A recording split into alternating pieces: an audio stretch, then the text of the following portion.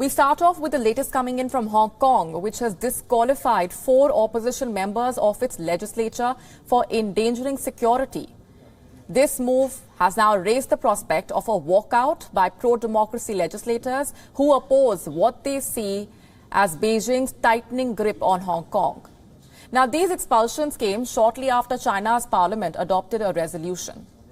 China, remember, has allowed Hong Kong's executive to expel legislators deemed to be supporting Hong Kong independence, colluding with foreign forces, or threatening national security without having to go through the courts.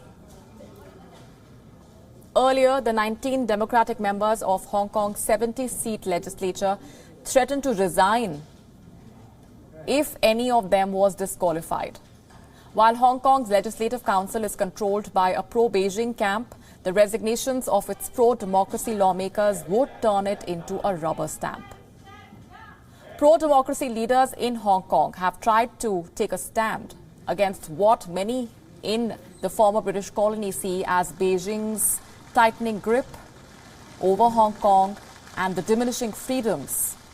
Despite a promise of a high degree of autonomy, China denies curbing rights and freedoms in the global financial hub, but authorities in Hong Kong and Beijing have moved swiftly to stifle dissent after anti-government protests flared in June last year and plunged Hong Kong into chaos and crisis. The Hong Kong authorities say that 4 legislators were expelled from the assembly for endangering national security. However, it did not elaborate on the charges. The disqualification likely to add to concerns in the West about Hong Kong's autonomy, promised under a one-country, two-systems formula where Britain handed Hong Kong to China in 1997.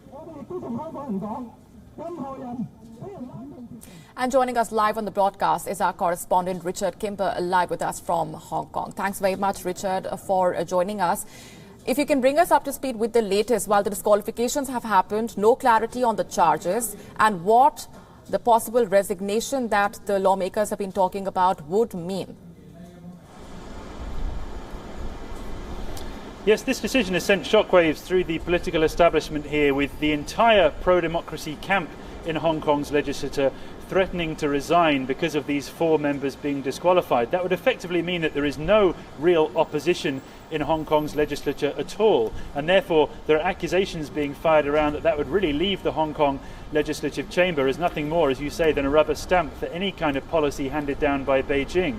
There are calls by activists that this is really the death of Hong Kong politics overall, because without any opposition members in the legislative chamber, there will be no possibility of any debate anymore, and everything will just pass through straight down from Beijing into Hong Kong without any hesitation. So this decision to disqualify these 4 lawmakers could have far-reaching consequences well beyond the future careers of those 4 individuals. But wouldn't these resignations altogether defeat the very purpose as far as this fight for Hong Kong's autonomy is concerned, Richard, as you're telling us?